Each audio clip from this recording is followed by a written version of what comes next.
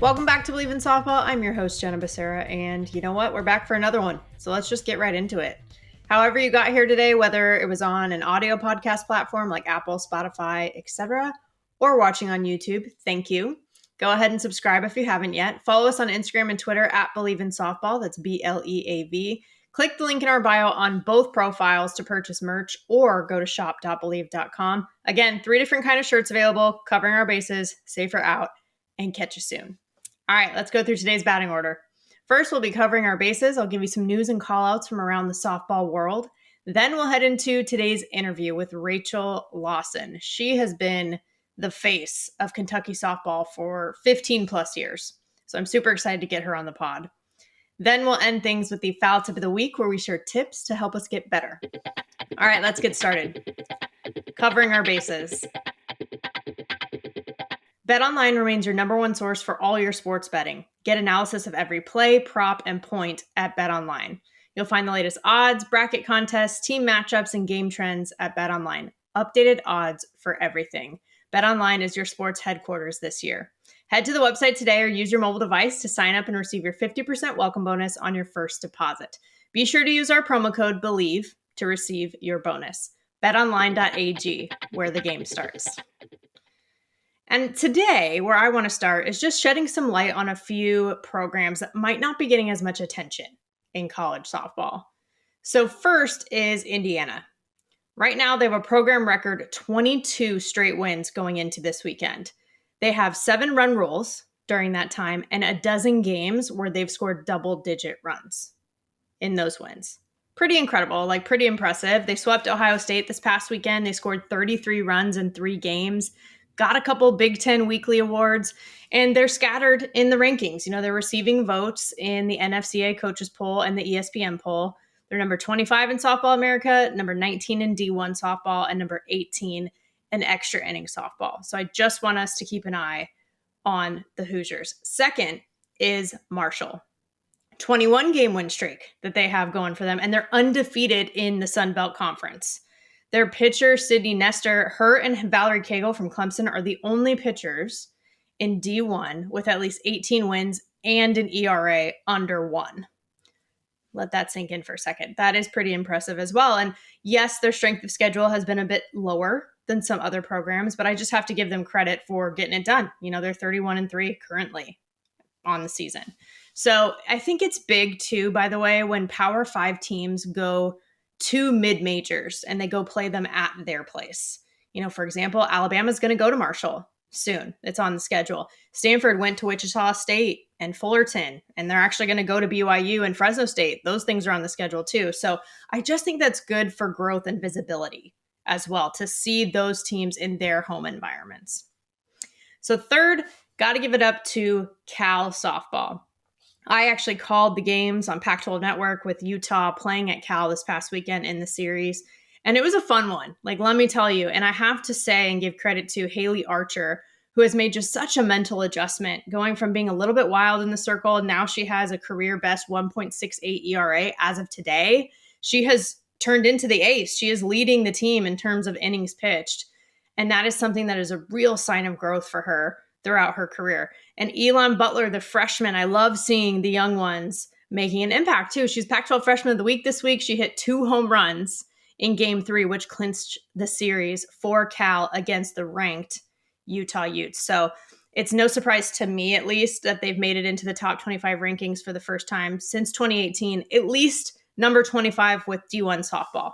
They're still trying to break into the other rankings, but it made sense to me for them to get some sort of recognition. Because what Chelsea Spencer has done, she's only in her 3rd season there, and they were a sub 500 team. And then she had the COVID year that she was coming into with the modified schedule in 2021. That was her first season.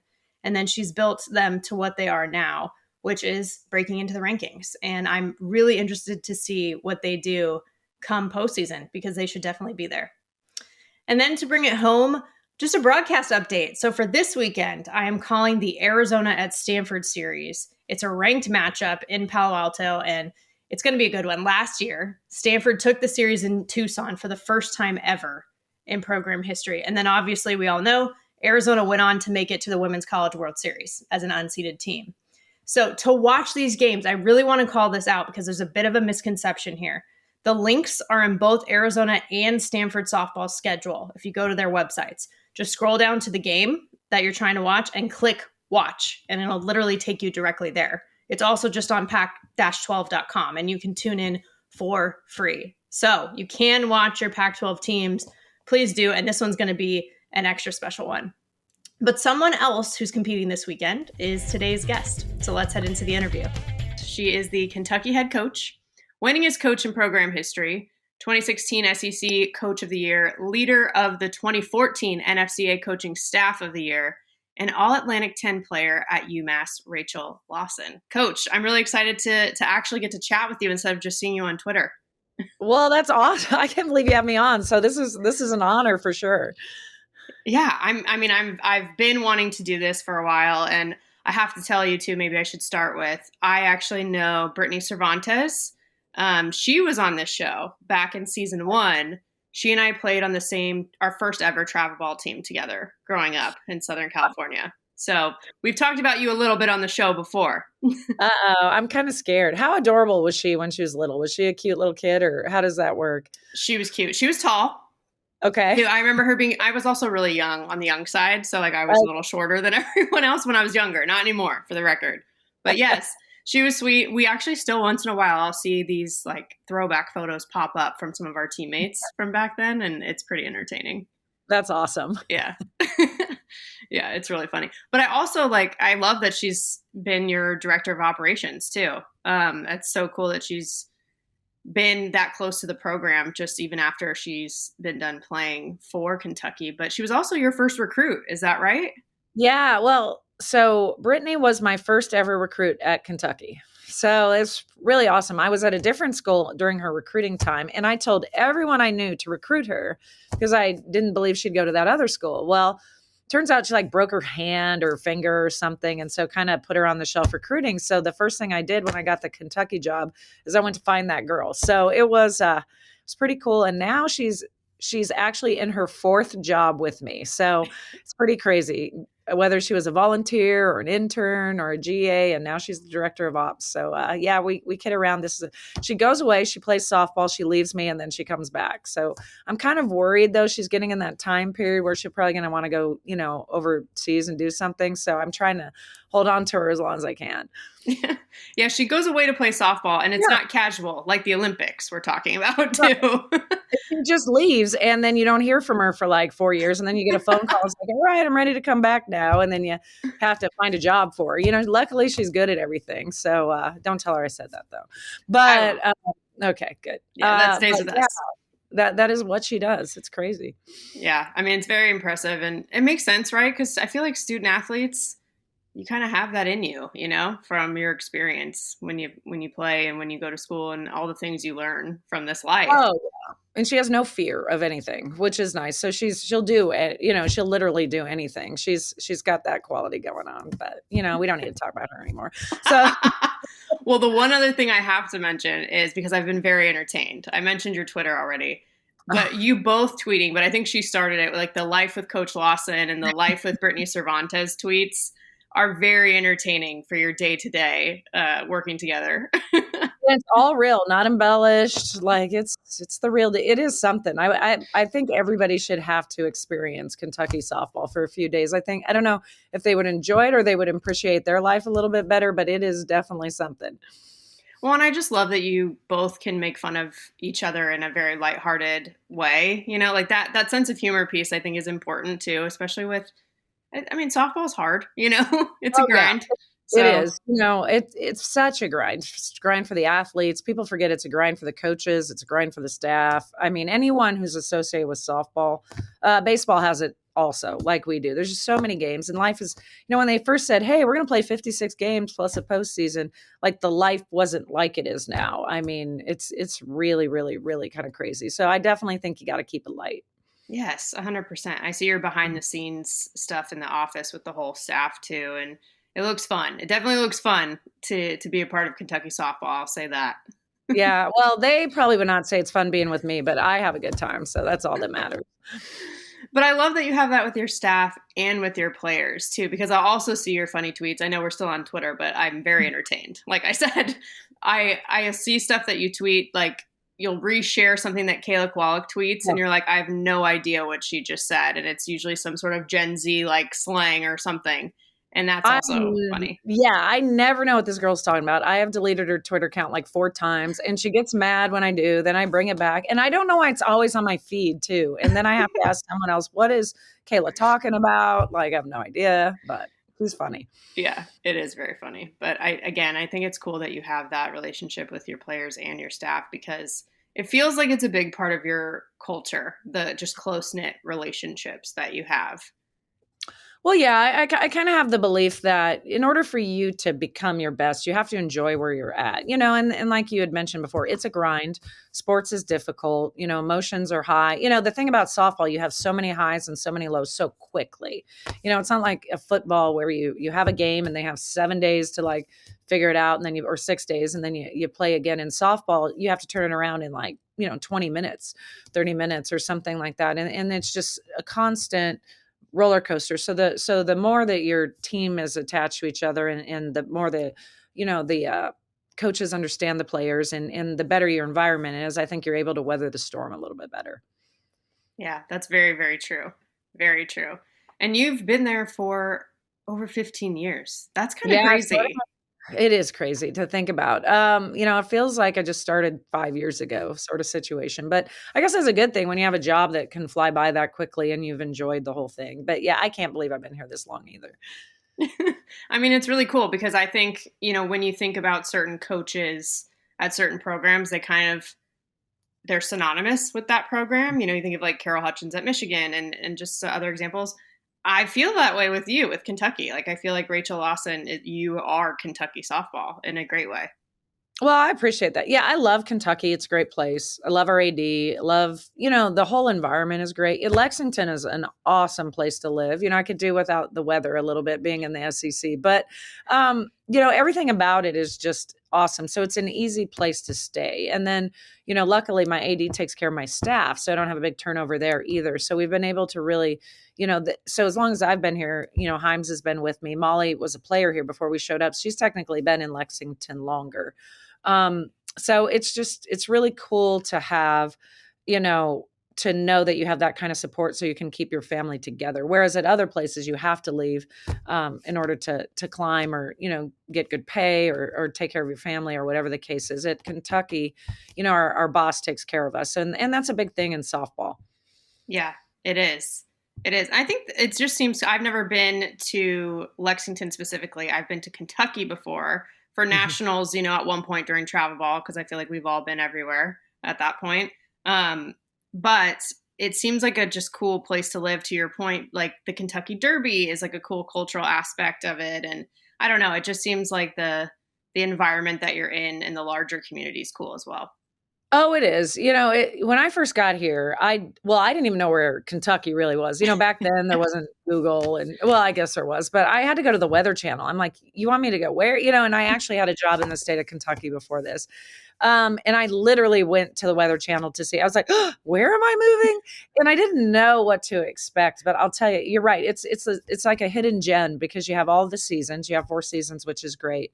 None of them are extreme, which is also nice. The people are just, they're fun. They're blue collar. They look forward to Kentucky basketball, the Derby, like a lot of little traditions, which helps keep it just awesome. They love NASCAR, but at the same time, they love football and basketball because we're SEC country, and they're great. And then the Big Blue Nation is everywhere. It obviously starts with basketball, but it's definitely, trickled into the other sports. So, it's a sports place because we don't have pro sports in Kentucky. So, the University of Kentucky is the pro team, and you have Louisville, of course, over there a little bit. But, you go to the grocery store, you go wherever, everyone knows who you are. And so it's just a really fun community.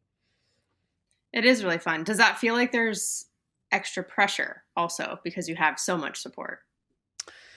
Well, no, I mean, I definitely feel it's my responsibility to take care of my part of the Big Blue Nation, which is softball, but I wouldn't call it pressure. I mean, there's so much pressure from ourselves internally to compete at a high level. There's pressure from Kentucky to compete at the high level. You go to the SEC because you want to win championships and you want to be there. So that pressure already exists. But I definitely feel responsible to always put out a good product on the field, because I know there's a ton of people that spend a lot of time and a lot of money watching Kentucky softball. So I feel like it's my responsibility to give them everything that I have, and to put out a fun, great team that is respectful of them, because that, it's all part of it. And I think but I wouldn't have it any other way.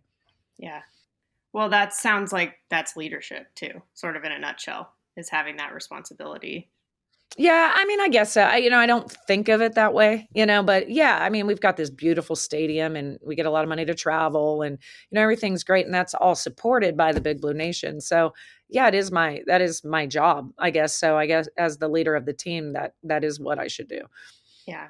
Speaking of the stadium, John Crop Stadium seems awesome. Like, that's the place I haven't been, which I need to fix that soon, but it seems like an amazing environment that you have. Yeah, we would love to have you here. It's one of those things in the preseason, though. You don't want to come to Kentucky because the weather, you can be 60 or it can be 20. And so we always go play your people out. We go to, Mary Nutter or Arizona or whatever the case is. And that's awesome. But it is a really, really cool place to play. It's, you come out here in end of March and April and May or whatever, the crowd is it's beautiful. The environment around is great. The stadium itself is gorgeous. It's what softball, when, back when you were playing and I was playing way before you and all that, that's what we had aspired to and what we had hoped for. And now it's a realization for today's student athletes. I think it's really cool. I do have to say too that the SEC has really been just a leader on that front. Mm-hmm. And thinking about more than just softball for women's sports, but also softball specifically, anytime I've played at an SEC school, even though everyone was rooting against me and my team, it was still a very cool environment. And it was just cool to see the support and the presence. And you're right. It was like people showed up like they would to a pro game to some of these. And it was a really, I think, valuable experience as well, just to have that feeling as an athlete. Oh yeah, whether it's in conference or you're playing a monster, we had Oklahoma here last year, and people were waiting for 2 hours to get into the game to be able to get their seats and stuff like that. Which is, I mean, it's also, even though everybody knows that the odds of beating Oklahoma aren't great, they were there to watch a great competition against your team, and that's what SEC people do. Whether it's here or it's in Georgia or Florida or whatever the case is, people understand great sports and great competition, so they will show up. They will come out, and I think it's the best part of the SEC. I mean, I know there's always an SEC, Pac-12 or Big 10, Big 12 sort of thing going on, but it's undeniable that the fan base in the SEC really has helped drive the sport of softball. And the nice thing is, though, I think that has really helped, create a lot of other good stuff, other parts of the country, which is awesome. 100%. Yeah, there's no doubt that it has been like that ripple effect for our sport. Absolutely. Do you ever feel like fans are so invested that that's a little bit of pressure too? Because they can, at least from my experience, I've heard fans when I played there, for example, like they'll get on their own team too a little bit, not just us. We played at an SEC opponent a year ago. I won't say who, because I was appalled about how they were yelling at their own team, and their own team is actually good. It made me so angry that I, acted out in the stadium, like made them mad at me because I was so, not happy for their third baseman who was just getting yelled at for no reason. But yeah, it is, but like I talk, with my players, I say everybody's best quality is also their worst quality in certain situations. So a fan, because I'm a fan of, Kentucky sports as well, but like every fan, the best side is you support, you come out, you donate, you buy tickets, you do whatever. And that's what creates TV and stadiums and all that. And that is amazing. But just like the good stuff of a fan, there's an opposite side of it. You're so invested that you take it personally. So when things are not going your own way, you get a little passionate about it. But again, you got to take the good with the bad. Well, and the fact that people care that much about softball, pretty cool. Oh, it's amazing. Yeah. I mean, that's what, even when I'm getting yelled at, I'm like, but you're here. Yeah. And Like, to me, you just keep yelling, you bring it on because you're in the stadium and you're yelling at me, which means you want to be here. And so if you need a villain, I will be your villain as long as you keep showing up. But I just think that is, that's good. But that's part of, I think one of the things that does some coaches in is they don't learn how to manage that stuff Mm. internally. So if you let that, obviously, believe it or not, people say don't listen to the fans. I actually do listen because once in a while somebody might say something that I had never thought of before. But the key is you have to be able to filter it and you have to be able to separate yourself and not take it personally. Or when well, obviously you take it personally, but you have to be able to take a breath and manage it and know where it's coming from. And I think that skill is what separates, the top 25 head coaches from a lot of other people. I think people think that you get paid because you just know X's and O's, hitting or, pitching or, you're great like that. But I think one of the things that really helps great coaches, I'm not saying I'm a great coach, but one of the things that I look at great coaches, what I see is that their ability to manage all of that stuff. I think that's why you get the big bucks, to be honest with you. Well, I would say yes, you are in that category as a great Well, I coach. appreciate If you're that. not going to say it, I'll say it. So that's fine. That's what I'm here for. Yeah, it's like everything else as a coach, you aspire, so I like to study coaches. So you're always aspiring to, reach that pinnacle. In softball, that's obviously Coach Gasso. I mean, like nobody, I don't think it's arguable that she's the GOAT. You know what I mean? So when you look at stuff like that and you just see how she manages her team and does everything, that's just exceptional. And then of course you have to look at places like UCLA and, Arizona with Candrea and stuff like that. And you just look at those people and you're just like, wow, you were so cool. And you were just great for so many years, Coach Hutch, all that sort of stuff. So, I got a little way to go, but, I do love the sport and, I hope to, one day reach that level that they're at. When I love the saying that you also point back to a lot is till the battle is won. Mm-hmm. And that seems like it's something that's a thread through everything that you guys do. Yeah, it's my favorite Kentucky saying, to be honest with you. A lot of teams have, the go Cats, roll Tide, go Gators, whatever it is.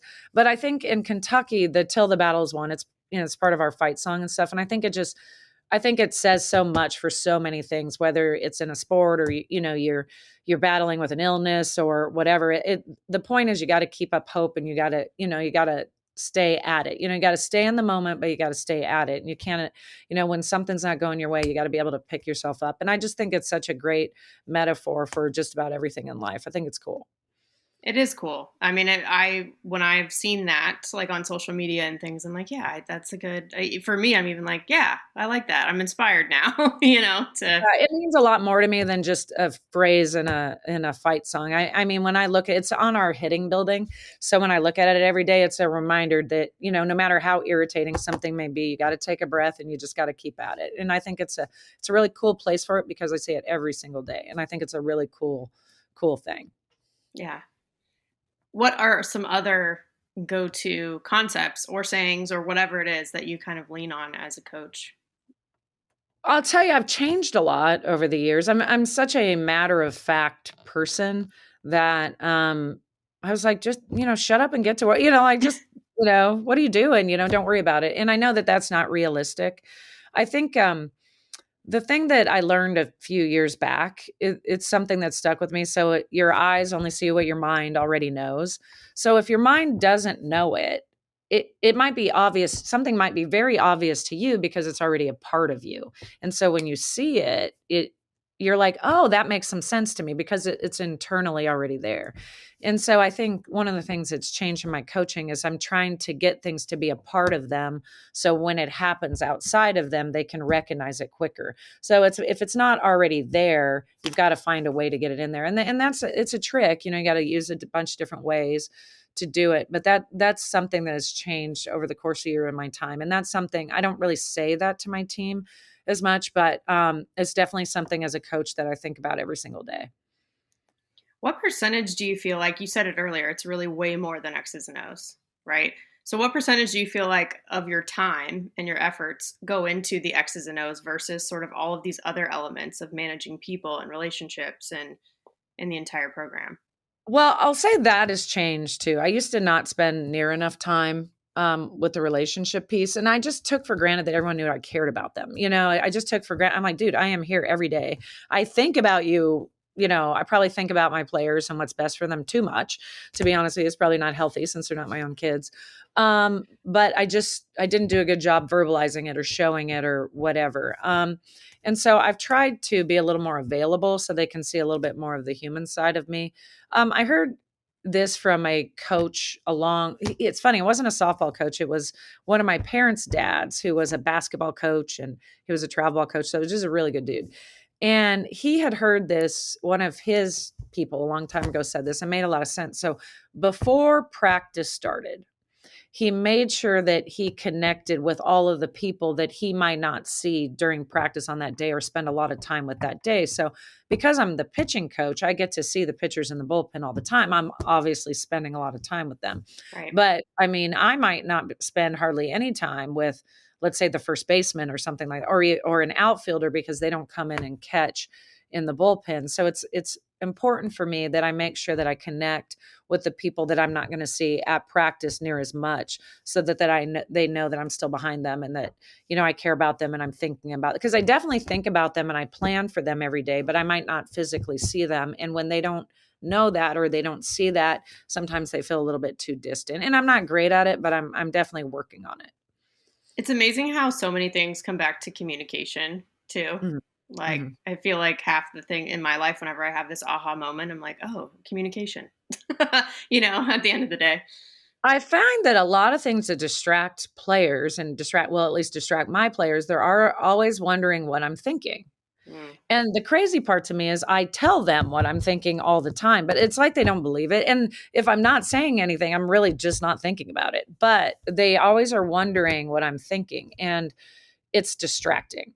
And it's distracting for them. So I'm trying to do a better job of doing that. And I'm trying to ask them open-ended questions so I can figure out what they're thinking about, so I can help them along their journey. Because it's so easy to get distracted in today's day and age. If you're always focusing on someone else's value, or you're focusing on what they're doing or what they're thinking, it really takes you out of your moment. And so I'm trying my best to understand how to keep them in their moment. And if there's any sort of stuff going on out here, I try to at least assuage them. And then what they do with that information is up to them.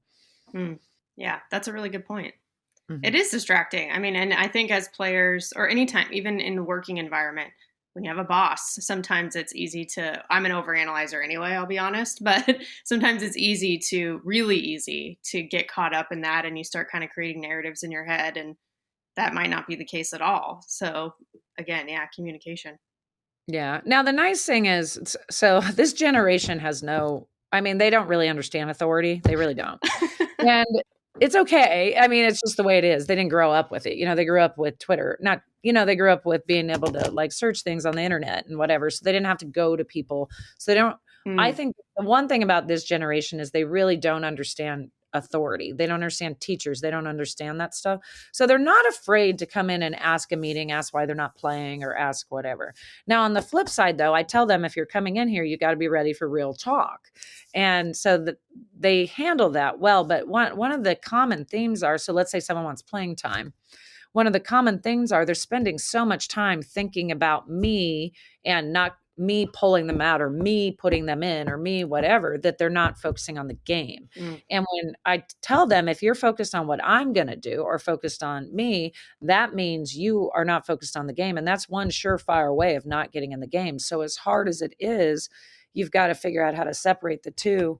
And when you feel those thoughts come in your mind, you have to be able to refocus on the sport. Because if your attention isn't on softball, is too hard of a sport to not have your attention and focus in the minute. You're going to get smashed in the face by a ground ball, or you're going to strike out, or who knows what's going to happen. But it's not an easy sport. You can't drift and be okay in softball. Like it might not be physically demanding in most positions, but it's definitely mentally challenging, because you have to stay on point.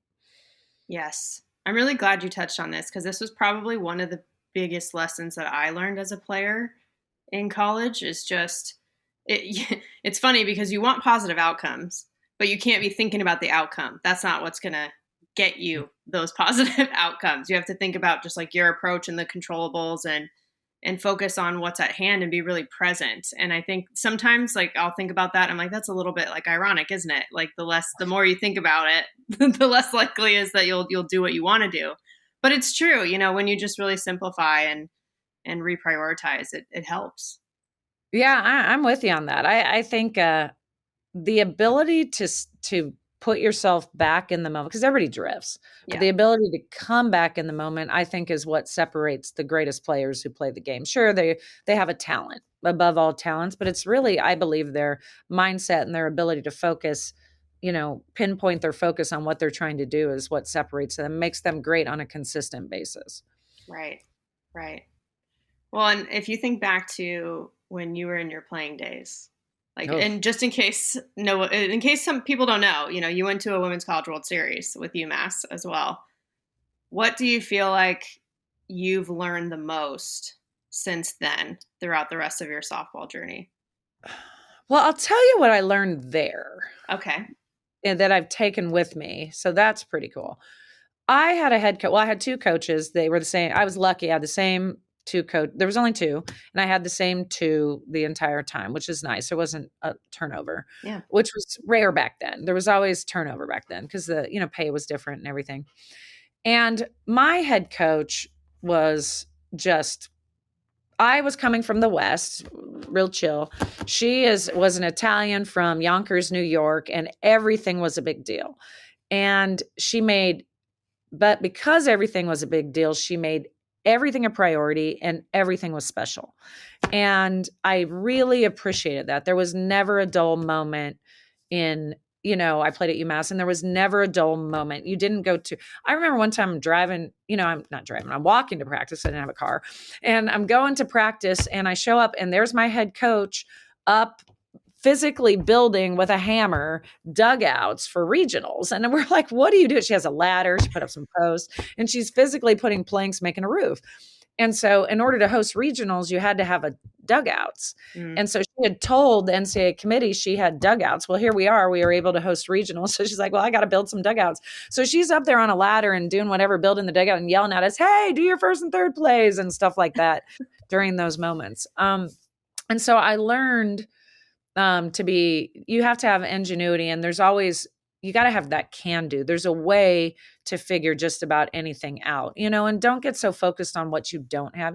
People spend so much time focusing on what they don't have or what's not going right or whatever, that they don't focus on what they can do with what they have. So no, was that the best dugout in the world? Absolutely not. But it was a dugout and it allowed us to host regionals. And if nobody else was going to do it, she was going to do it in weird hours where she wasn't going to get in trouble from the school, and there was just a way to do everything. And so I've really taken that through my coaching career.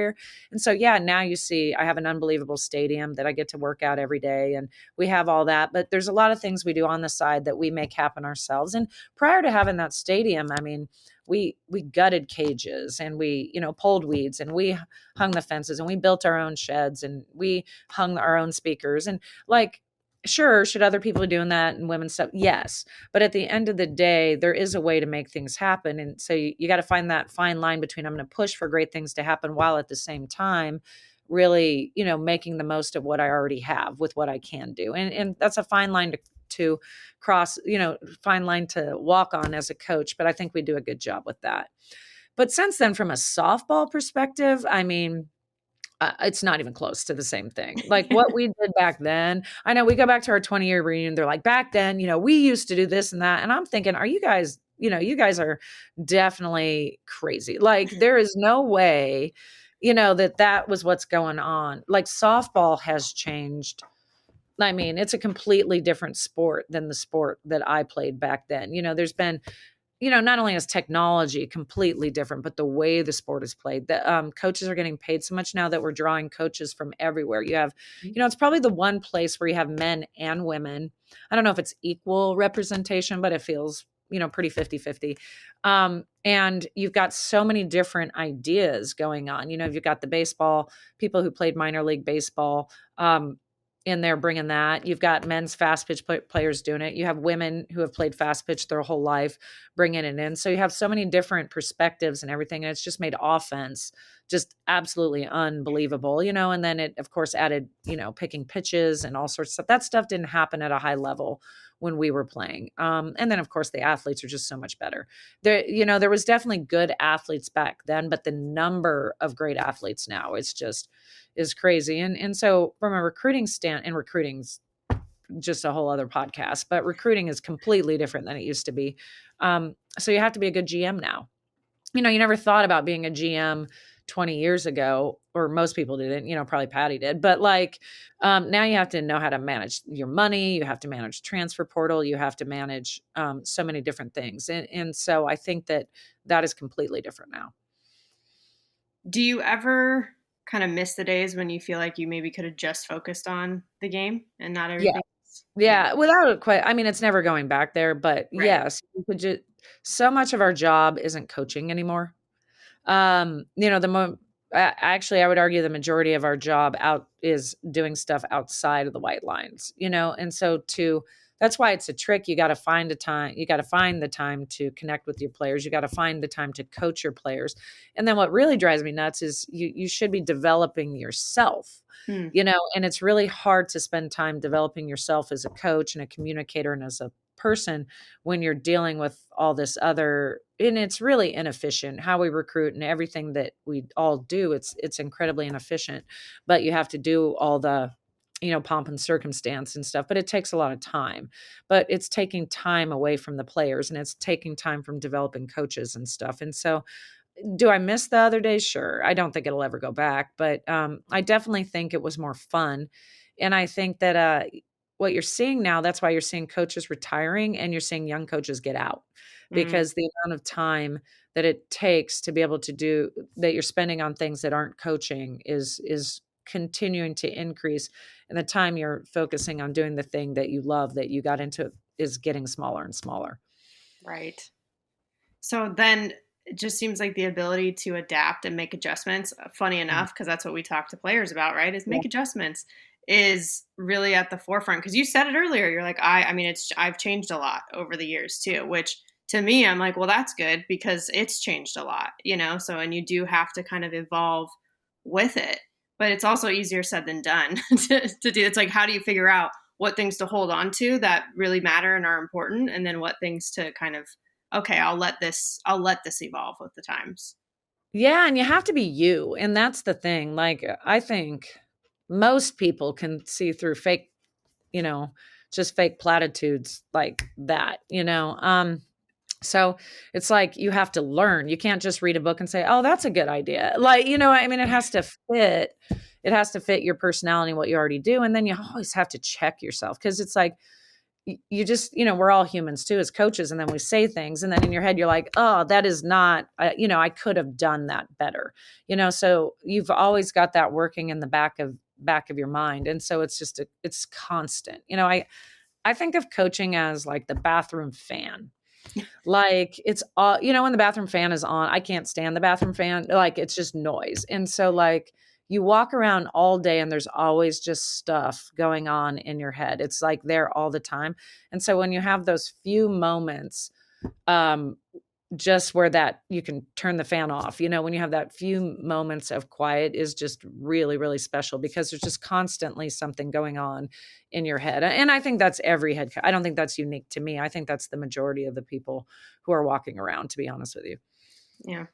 Well, in the middle of some of that chaos, when you think back to okay, well, you know what, this is why I fell in love with softball and this kind of life path for myself, what are the main things that you think of?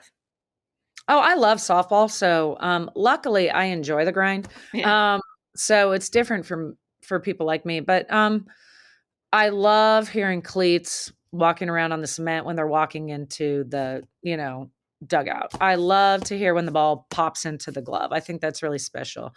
So there's those things constantly, you love, every time I hear certain songs, like walkout songs. I love walkout songs because, the player, whether it's my team or the other team, they pick that song for them. And I think it's really, so I love walkout. Now, sometimes when it's a good hitter, you're like, oh my God, this girl's coming up again.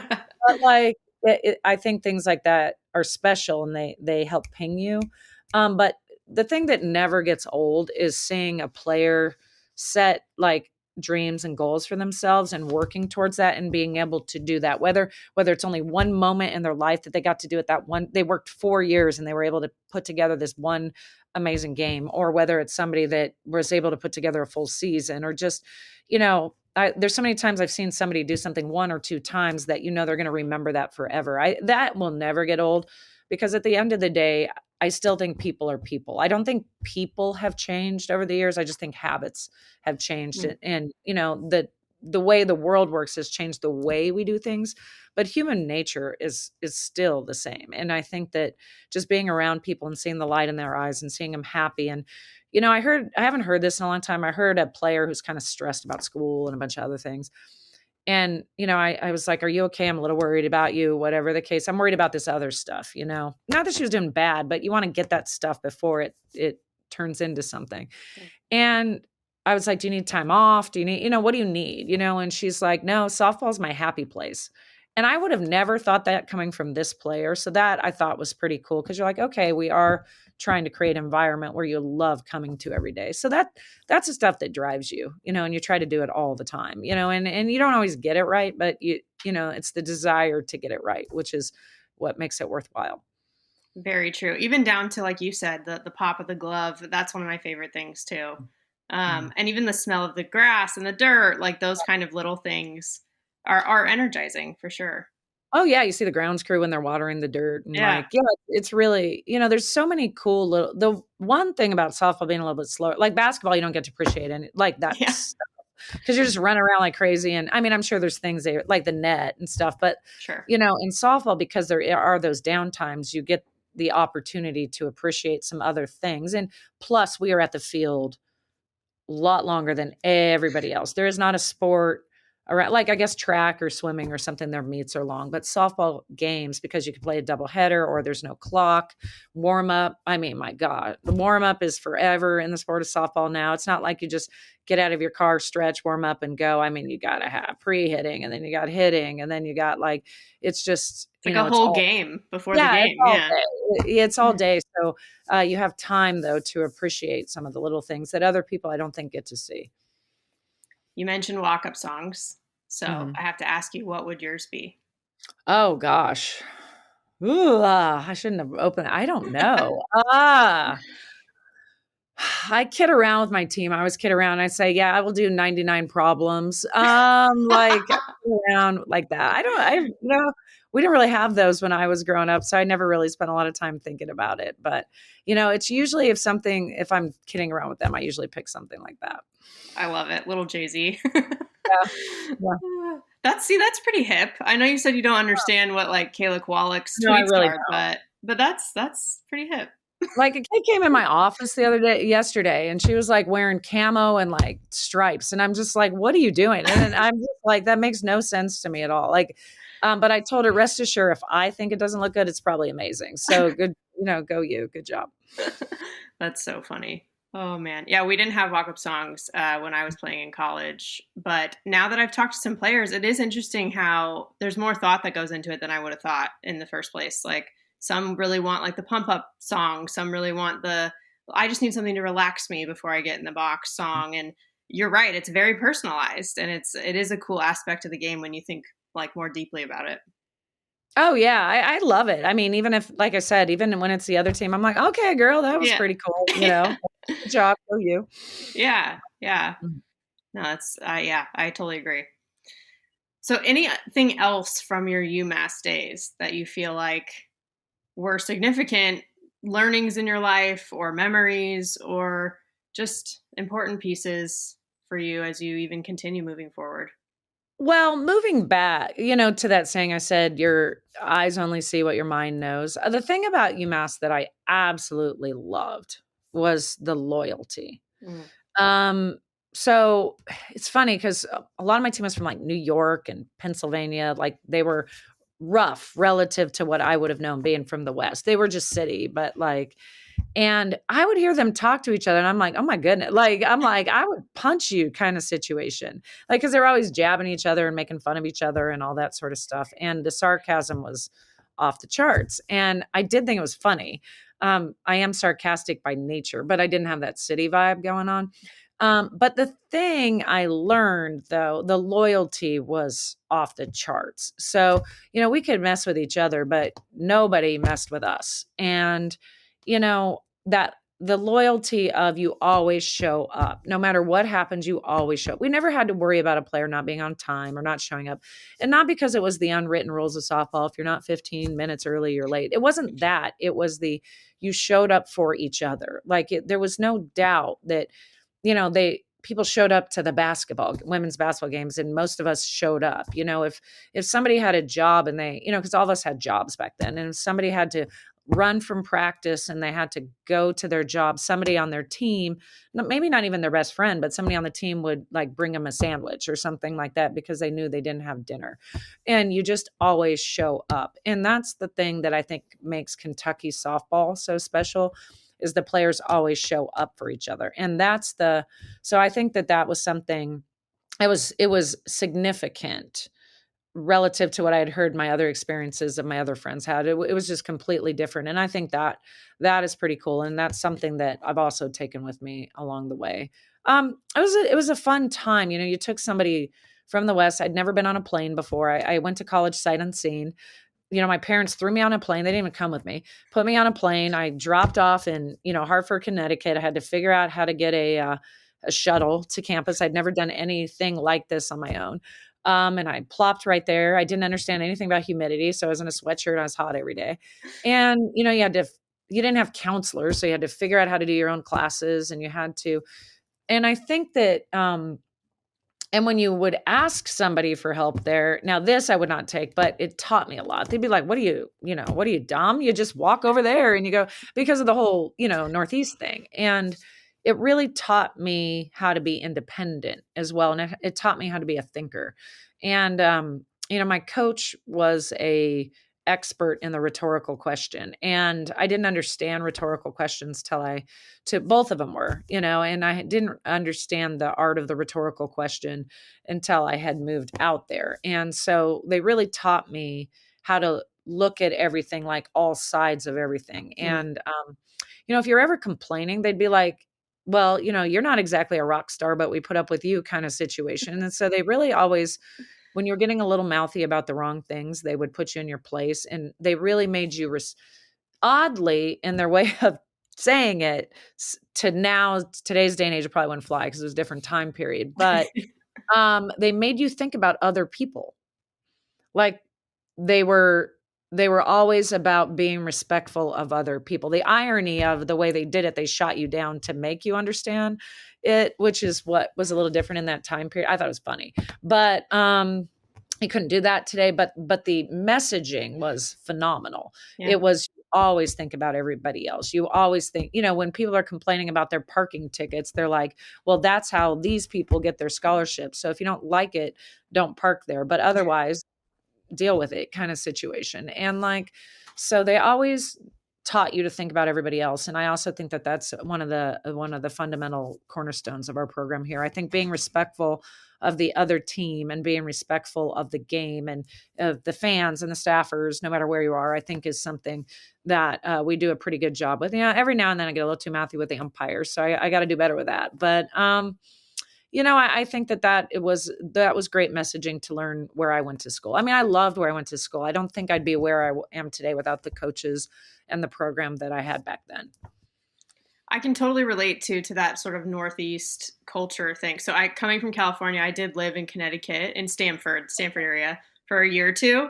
And I think when I first got there, I remember trying to unload my suitcases, and I think people were, dropping F-bombs to me in the street because I was taking too long, and I was like, okay. But I'm like you, I still have that sarcasm. My family and I kind of roast each other a little bit out of love. And I do like that, how that translates to the teammate and like the team atmosphere as well. So I completely agree with you there.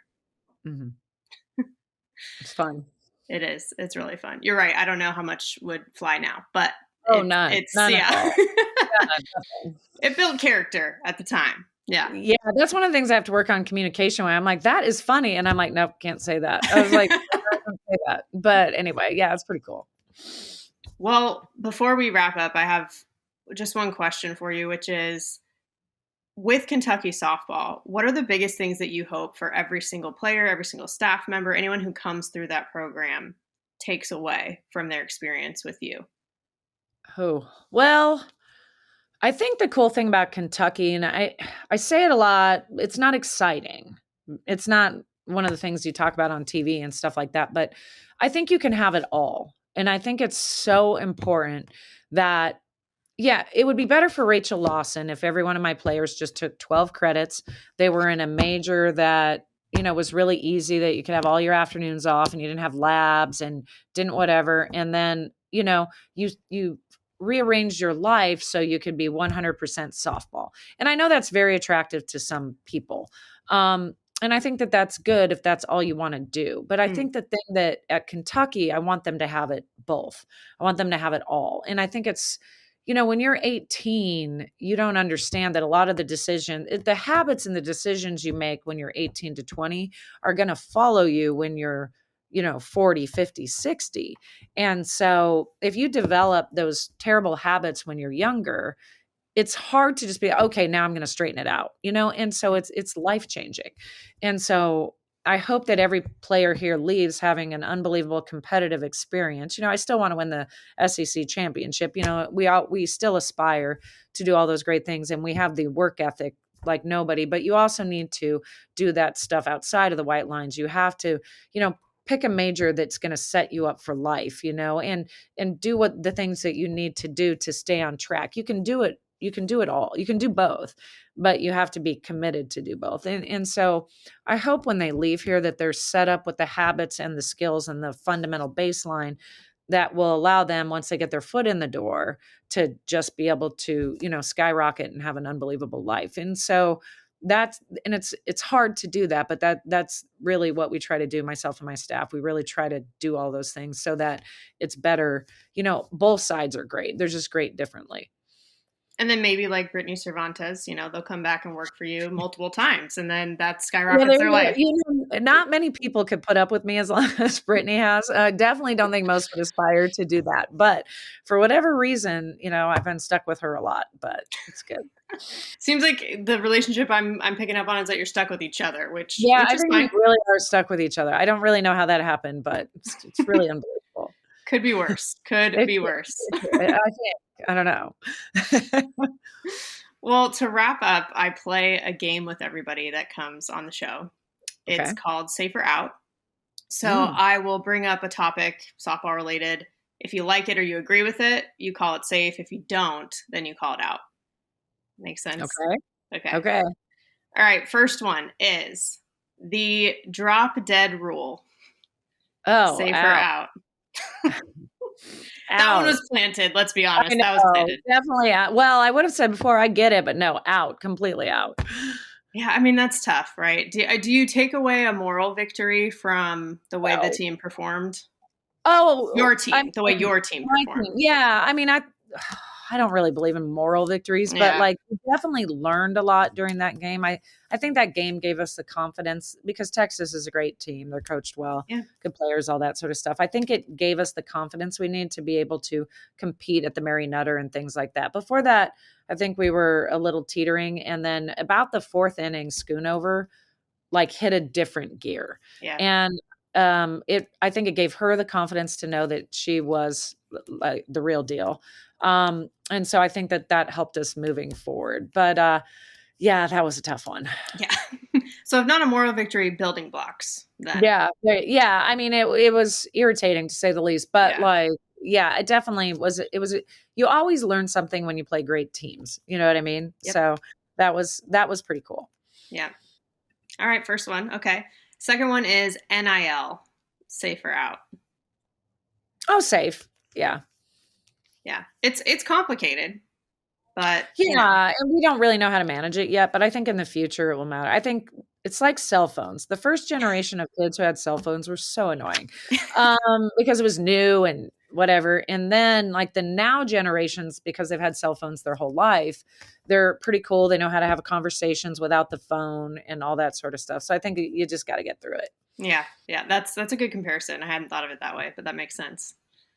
All right, last one is bat flips, safe or out?